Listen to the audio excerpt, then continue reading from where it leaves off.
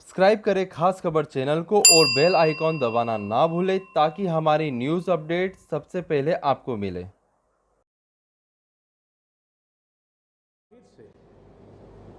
Cyclone ने भारत के तटीय क्षेत्र को, विशेष करके पूर्वी क्षेत्र को प्रभावित किया और उसमें भी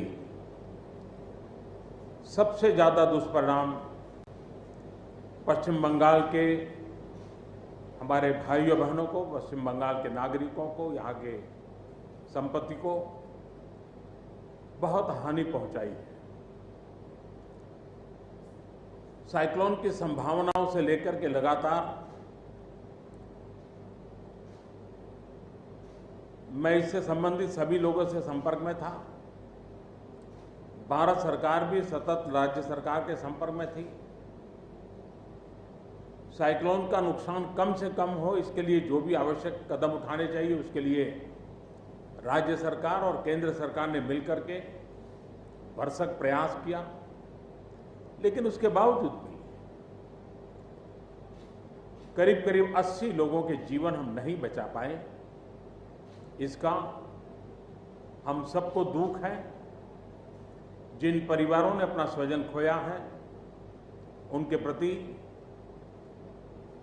केंद्र सरकार, राज्य सरकार और हम सबकी संवेदनाएं हैं और इस संकट की घड़ी में हम उनके साथ हैं।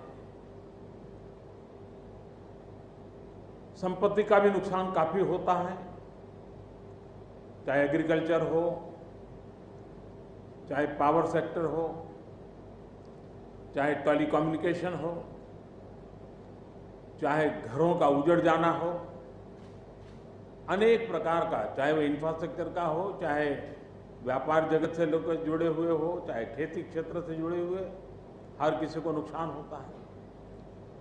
आज मैंने हवाई निरीक्षण करके बारीकी से इस प्रभावग्रस्त विस्तार को मुख्यमंत्री जी के साथ, गवर्नर श्री के साथ दौरा करके उसको देखा है। अभी राज्य सरकार ने और मुख्यमंत्री जी ने विस्तार से मेरे सामने जो भी प्राथमिक आकलन है उसका ब्यौरा दिया है। हमने तय किया है कि हो सके उतना जल्द डिटेल में सर्वे हो, कृषि का हो, पावर सेक्टर का हो, टेलीकम्युनिकेशन का हो, घरों की जो स्थिति है, इंफ्रास्ट्रक्चर की जो स्थिति है। केंद्र सरकार की तरफ से भी तत्काल एक टीम आएगी और वो टीम इन सभी क्षेत्रों में सर्वे करेगी और हम मिल करके रिहेबिलिटेशन हो, रिस्टोरेशन हो, रिकंस्ट्रक्शन हो, उसकी व्यापक योजना बना करके बंगाल की इस दुख की घड़ी में हम पूरा साथ देंगे, सहयोग देंगे और बंगाल जल्द से जल्द खड़ा हो जाए, बंगाल जल्द से जल्द तेज गति से आगे बढ़े, इसके लिए भारत सरकार कंधे से कंधा मिला करके काम करेगी और जो भी आवश्यकताएं होगी उन आवश्यकताओं को पूर्ण करने के लिए भारत सरकार के जो भी नीति नियम है उसका पूरी तरह उपयोग करते हुए पश्चिम बंगाल की मदद में हम खड़े रहेंगे। अभी तत्काल जो इस संकट की घड़ी में राज्य सरकार को कठिनाई न हो, इसके लिए एक एडवांस असिस्टेंस के रूप में 1000 करोड़ रुपया भारत सरकार की तरफ से व्यवस्था की जाएगी। साथ साथ जिन परिवारों ने अपने स्वजन खोए हैं उन परिवारों को प्रधानमंत्री राहत कोष से 2 लाख रुपया और जिन लोगों को इंजरी हुई है उनको 50,000 रुपये तक की सहायता देने का भी हम प्रधानमंत्री राहत कोष से करेंगे। पूरी दुनिया एक संकट से जूझ रही है।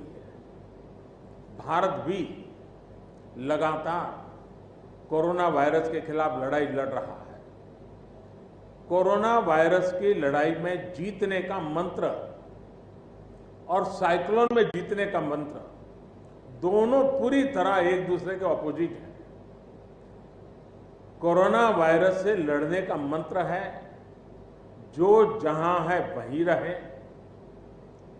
जरूरत नहीं हो तब तक घर से बाहर न निकले और जहां भी जाए 2 गज की दूरी बनाए रखें। लेकिन साइक्लोन का मंत्र है कि साइक्लोन आ रहा है, जल्दी से जल्दी सुरक्षित स्थल पर आप शिफ्ट कर जाइए, वहां पर पहुंचने का प्रयास कीजिए, अपना घर खाली कीजिए। यानी दोनों अलग अलग प्रकार की लड़ाइयां एक साथ पश्चिम बंगाल को लड़नी पड़ी है। लेकिन उसके बावजूद भी ममता जी के नेतृत्व में राज्य सरकार ने भरसक प्रयास किया है। भारत सरकार ने भी लगातार उनके साथ रह करके इस संकट की घड़ी में जो भी आवश्यक, जो एडवांस में करने योग्य था, जो उसी समय करने का योग्य था और जो आगे दिनों के करने की आवश्यकता है, उसको भी पूरा करने का हम प्रयास करेंगे। आज समग्र देश को जिनके लिए गौरव है, ऐसे राजा राम मोहन राय जी की जन्म जयंती है और उस समय मेरा पश्चिम बंगाल की इस पवित्र धरती पर होना मेरे मन को छूने वाली बात होती है।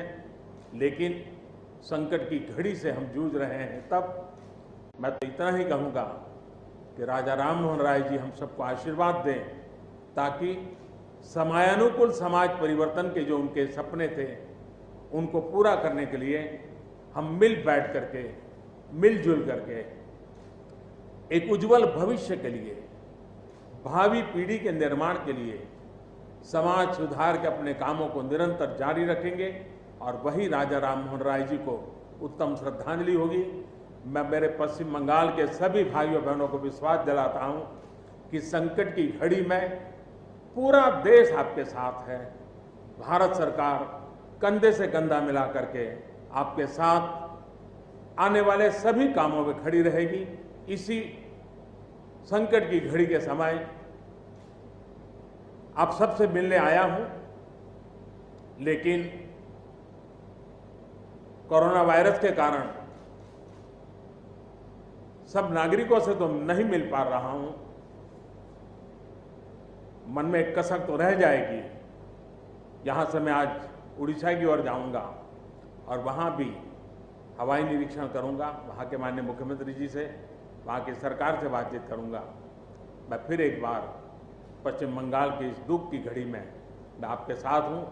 जल्द से जल्द आप इस संकट से बाहर निकले, इसके लिए मैं पूरी तरह आपके साथ रहूंगा।